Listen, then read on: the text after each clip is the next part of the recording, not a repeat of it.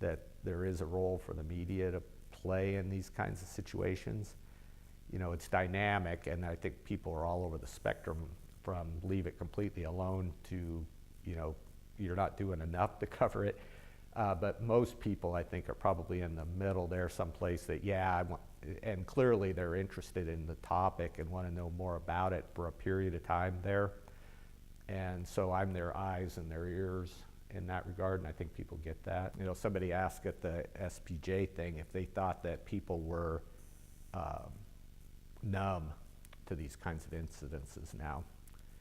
And I kind of get what they're saying, but how I would phrase it is that I think people are overwhelmed by it. And it's not, you know, I grew up in North Idaho. You know, you're not going to take guns away from the people that I grew up with. That's just, it's a non-starter as a conversation. And, you know, I've known and seen people with mental illness, and I understand the complexion, you know, the complexity of that. And so, and I think most thinking people do, you know, they realize just it's so complex that there's not, we're not going to come in with some overarching, you know, legislation that's going to be you know, solve this whole thing. And so that part I get, you know, and I totally see that, you know, bad news fatigue that comes over something like this after that initial, okay, we've sort of figured this out, you know, we know what we are going to know for a now. And people just intuitively move away from it, I think, at that point. You know, so I get that as well. And so that part, I don't, you know, even pretend to have some notion, you know, like, hey, I'm a journalist, and you know, we're gonna, you know, my photos are gonna change the world here or anything like that. I guess it would be nice if it was part of the discussion, perhaps, but I don't hold any illusion that, you know, I'm doing some, you know, holy work here or anything in that regard. We're not going to get where we want to be by being insular and pushing each other away through that process. I think that we're better served if we can talk about it, and hopefully in a polite way, you know, in a respectful way. But where that goes, I'm not going to be able to pretend that I know what the answer to that is.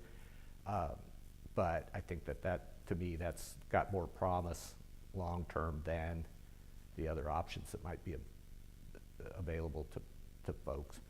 And so newspapers have a role, you know, any media in general have a role in all that.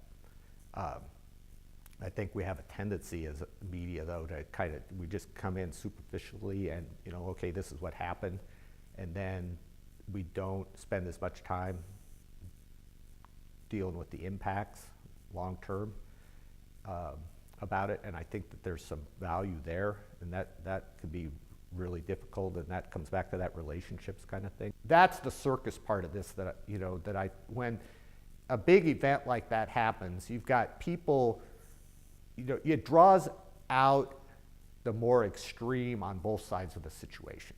And so the more reasonable people get drowned out by the voices of the people on either side. And media, you know, it's really a difficult thing. You know, it's that old joke about, you know, we don't run headlines that say, you know, 1,000 airplanes landed safely today, you know, because that's, you know, not news, quote unquote. And so you've got people packing guns on the sidewalk. That's the photo, not just some person that's just standing there going, I'm just here to support the president, you know. And so I recognize that I'm guilty of gravitating toward the extreme people in that regard. And I think they were there to make a statement, no question about it. They were not there to support the community of Roseburg, quote unquote.